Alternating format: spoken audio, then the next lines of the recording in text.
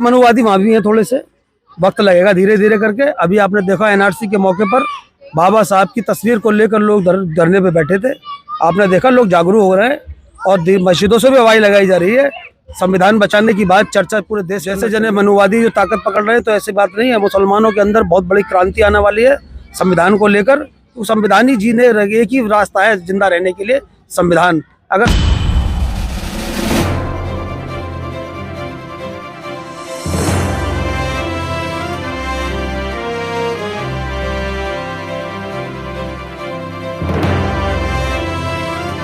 सभी साथियों को जय भीम। मैं अरविंद कुमार, अंबेडकर टाइम से। और अभी हमारे साथ जो ये टीम खड़ी हुई है, सीमापुरी के अंदर बाबा साहब की इतनी बड़ी प्रतिमा का आज अनावरण हुआ है। और इस अनावरण का जो क्या उन्होंने उद्देश्य रखा, और ये पार्क जो काफ़ी टाइम पुराना है, अभी तक इसका अनावरण क्यों नहीं हो पाया था, क्या वजह रही, इन सब से बात करते हैं। सभी को जय भीम। सर, ये जो आप लोग सीमापुरी क्षेत्र में रहते हैं और आप मुस्लिम समाज से हैं, ये प्रतिमा जो आज अनावरण हुआ है, आपको कैसा महसूस हो रहा है? बहुत गौरवशाली दिन है आज बाबा साहब की मूर्ति की स्थापना हुई है, जिसको देखकर जो है बाबा साहब के द्वारा किए गए जो कार्य हैं, समता स्वतंत्रता न्याय पर आधारित जो संविधान है। और आज सबसे बेहतर ये है कि आज 26 जनवरी है, जो गणतंत्र दिवस है। बाबा साहब ने संविधान लिखा जो लागू हुआ। लेकिन बड़े अफसोस की बात है, लोग प्रोग्राम करते हैं, बाबा साहब का नाम लोग 26 जनवरी के प्रोग्रामों में लोग लेते नहीं है। पता नहीं क्या है, क्योंकि इनकी मानसिकता लोगों की समझ में नहीं आ पा रही है। क्योंकि 26 जनवरी का उद्देश्य यही है, गणतंत्र दिवस, बाबा साहब द्वारा जो संविधान बनाया गया था, आज से लागू हुआ वो संविधान, जिसने जीने का अधिकार दिया, समानता दी, नीच ऊंच खत्म की। बाबा साहब को मूर्ति देखकर उन्हें प्रेरणा मिलती है बाबा साहब से। सर, लेकिन मुस्लिम समाज में भी जागरूक नहीं है, और आज़ादी को इतने समय हो गया है, ये सरकारें रही हैं, कांग्रेस भी रही है, बीजेपी, क्या मुस्लिम समाज को शिक्षा का अधिकार मिल पाया? असल में क्या है, शायद आप लोगों को जानकारी ना हो, बाबा साहब को बाबा साहब बनाने वाले मुसलमान ही हैं।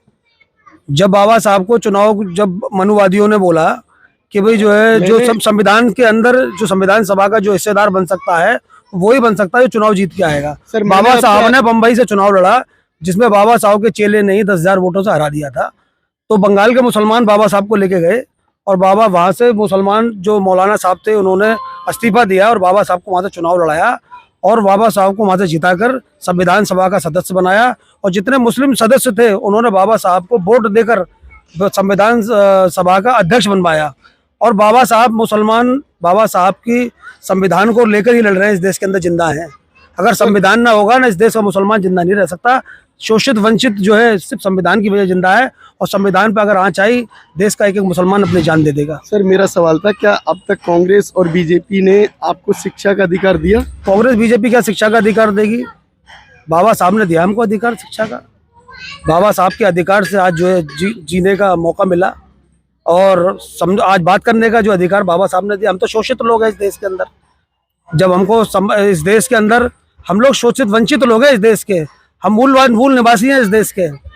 जब मनुवादियों ने हमारे पर जुल्म और जास्ती की और पानी तक नहीं लेने दिया, कुत्ता पानी पी सकता था, गधा पानी पी सकता था, जानवर पानी पी सकता था, तालाब के अंदर से इंसान पानी नहीं पी सकता था। ऐसी जुल्म जास्तियों को जब हम लोगों ने झेला, बर्दाश्त किया, जब देखा, तो उसके बाद में हमारे लोग मुसलमान हो गए।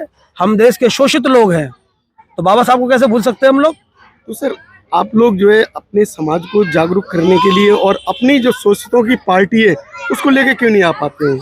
ऐसा है, मनुवादी वहाँ भी हैं, थोड़े से वक्त लगेगा धीरे धीरे करके। अभी आपने देखा एनआरसी के मौके पर बाबा साहब की तस्वीर को लेकर लोग धरने पे बैठे थे।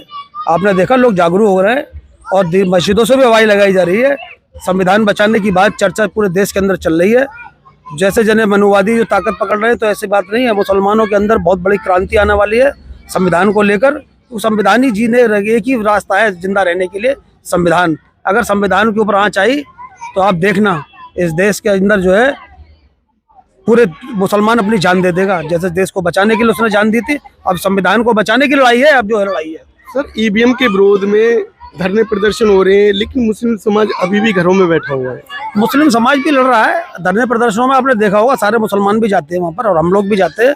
मैं मिशन जय भीम से हूँ, और मैं कार्यकारी सदस्य हूँ मिशन जय भीम का, और तमाम मुसलमान हमारे जय भीम के साथी हैं। मूल निवासी मंच के अंदर ही मुसलमान है, ऐसा नहीं है। मुसलमान है, बहुत सारा मुसलमान जो है शोषितों के साथ खड़ा हुआ है। देखो वहाँ भी जातिवाद है, ठीक है, वहाँ भी जातिवाद है, थोड़े चंद लोग हैं वहाँ भी मनुवादी मानसिकता के, लेकिन 99% लोग इस वक्त जो है साथ हैं। तो सर की बातें अभी आपने सुनी, अपना परिचय देंगे? मेरा नाम हाजी अरकम है, मैं नई सीमापुरी जामा मस्जिद का प्रेसिडेंट हूँ और मिशन जय भीम का कार्यकारी सदस्य हूँ।